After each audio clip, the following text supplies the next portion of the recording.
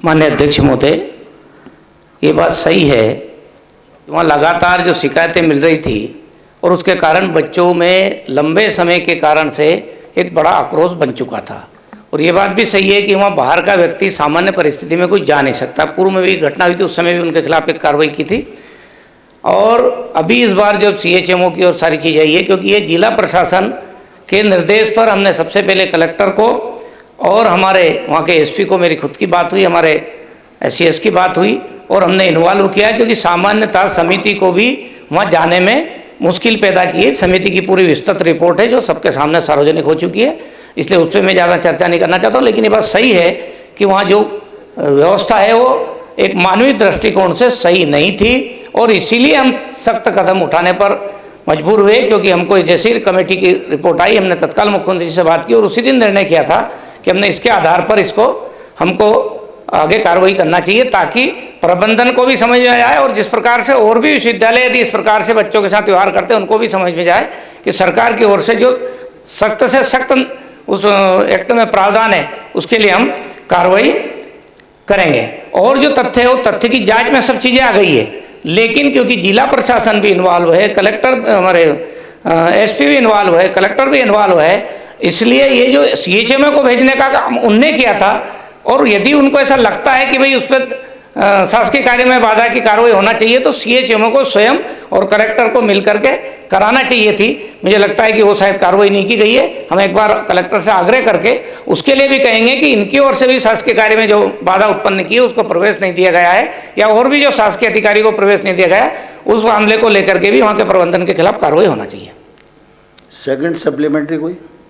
जी अध्यक्ष जी, एक मेरा थोड़ा सा पहले सप्लीमेंट्री माननीय मंत्री जी से आग्रह। प्रश्न आ गए वैसे अभी नहीं आया अध्यक्ष जी, थोड़ा सा इतना बड़ा विषय, छात्रों हित का विषय, थोड़ा सा समय दीजिएगा। माननीय मंत्री जी ने स्वीकार किया, मुझे खुशी है, उन्होंने सारी बात को स्वीकार किया, परंतु जो उन्होंने शब्दावली चुनी कि हम कलेक्टर से आग्रह करेंगे, मैं उनके दायित्व को याद दिलाना चाहूंगा कि आप निर्देशित करें, आप आग्रह मत कीजिए, आप निर्देशित करो CMHO को जाके FIR दर्ज कराए और उनको करानी पड़ेगी। आप कलेक्टर को निर्देशित कीजिए, आप मंत्री हैं, इसलिए उस आग्रह शब्द को बदल के निर्देशित में तब्दील किया जाए। और ये आपका आश्वासन सदन में, मैं मानता हूं, इसको आश्वासन के रूप में ले रहा हूं और जल्दी ही इनके ऊपर FIR दर्ज होगी। और ये क्रिमिनल ऑफेंस है, इसमें कोई नोटिस नहीं चाहिए, इसमें BNS की धाराओं में क्रिमिनल ऑफेंस के तहत आप सीधे FIR दर्ज करवा सकते। मेरा अब दूसरे प्रश्न पे आ रहा हूं माननीय अध्यक्ष महोदय। दूसरा प्रश्न, आपके भारतीय जनता पार्टी के स्वयं विधायक है गोपाल सिंह इंजीनियर जी, काफी समय से सवाल उठा रहे हैं वो इस संस्था के ऊपर भी। ABVP के लोगों ने सवाल उठाए तो उन बेचारों के ऊपर तो FIR दर्ज कर दी, वो तो फिर जाना बंद कर गए। बजरंग दल ने सवाल उठाए, दरवाजे के बाहर से उनको भी अंदर नहीं घुसने दिया। और आपके खुद के भारतीय जनता पार्टी के विधायक ने कई बार प्रश्न लगाया, लेकिन उनकी भी बात को अनसुनी गया। उनके प्रश्नों के उत्तर में यह जानकारी आई है कि जो बिल्डिंग है वहां बनी हुई है वो उनकी अनुमति नहीं ली गई है, सिर्फ आवेदन देकर के बिल्डिंग बना दी, तो अवैध निर्माण है। फायर NOC ली नहीं गई है, इतने बड़ी अगजनी नहीं होती अगर फायर NOC और फायर उसके प्रावधान होते। नगर पालिका के ड्यूज नहीं दिए गए। ये एक पूरा जेनजी का पहला आंदोलन देश में, एक छोटा सा जेनजी का आंदोलन, ऐसा जनता का मानना है।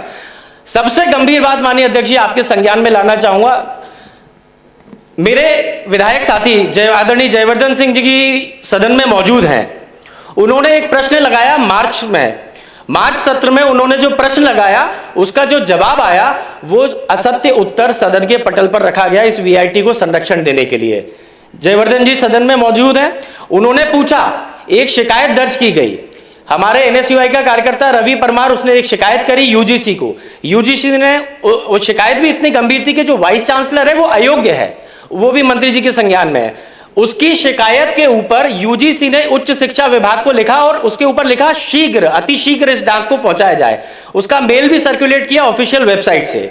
लेकिन माननीय मंत्री जी के विभाग के द्वारा, जो आपके अधिकारियों के द्वारा जवाब दिया गया, उसमें कहा गया ऐसी कोई शिकायत नहीं कही, जबकि वो शिकायत मेरे पास है, वो शिकायत UGC के ऑफिशियल मेल के द्वारा भेजी गई है। तो सदन में VIT को बचाने के लिए झूठा उत्तर दिया जा रहा है माननीय अध्यक्ष महोदय, इससे गंभीर बात नहीं हो सकती।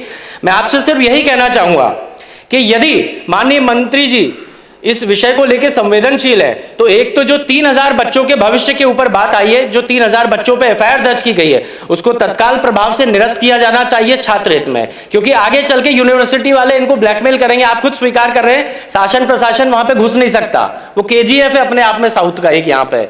दूसरी चीज, जो बिल्डिंग परमिशन के बिना बिल्डिंग बनी है, उन बिल्डिंग को डिमोलिश किया जाना चाहिए, उनको ध्वस्त किया जाना चाहिए। इनके लिए उदाहरण होना चाहिए कि ऐसे मध्य प्रदेश में आकर के कोई अवैध निर्माण नहीं करेगा। और साथ ही में मेरा प्रश्न है माननीय मंत्री जी से कि क्या इस बिल्डिंग को जो अवैध निर्माण है इसको ध्वस्त किया जाएगा? क्या 3000 बच्चों के ऊपर जो एफआईआर है उसको निरस्त किया जाएगा? और साथ ही में क्या जो सदन में झूठा उत्तर दिया गया माननीय मंत्री जी, उसके लिए आप सदन के समक्ष माफी मांगेंगे, आपके अधिकारियों के ऊपर कार्रवाई करेंगे? माननीय अध्यक्ष महोदय, मध्य प्रदेश में बहुत सारे विश्वविद्यालय से शिकायतें आई थी कि जिनके यहाँ पर पात्र लोग वाइस चांसलर नहीं हैं।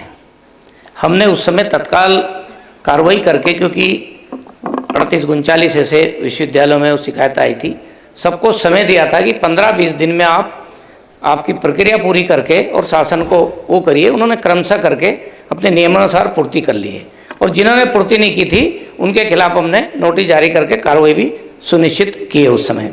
इसलिए लगातार जो ऐसी विसंगतियाँ विश्वविद्यालय ने द्वारा की जा रही थी उसको हमने ठीक मुकाम पर पहुंचाया। ये जरूर है कि हमने उन पर सख्ती नहीं करते हुए उनको कहा कि भाई आप 15 दिन या 20 दिन में इसको पूर्ति करिए और इसको आपको ठीक करिए। रेगुलर व्यक्ति जो नियुक्त करना है और नियम प्रक्रिया के अनुसार करिए। जो अभी माननीय का कहना है,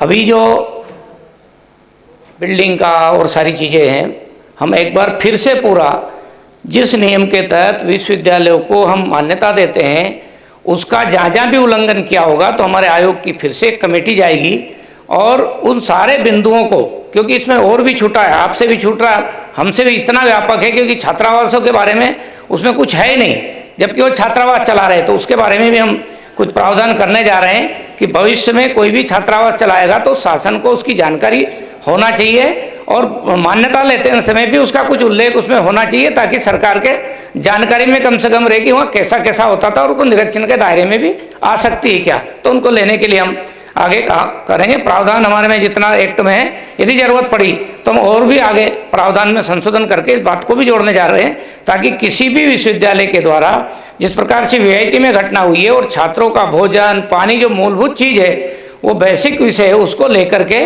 और ये समस्या प्रश्न खड़े हुए तो उनका समाधान मिलना चाहिए, समाज को भी मिलना चाहिए और छात्रों के बीच में भी जाना चाहिए। ये हमने सरकार में निर्णय किया है। जहाँ तक एफआईआर का विषय है, एफआईआर उन्होंने की है लेकिन वो जांच में है।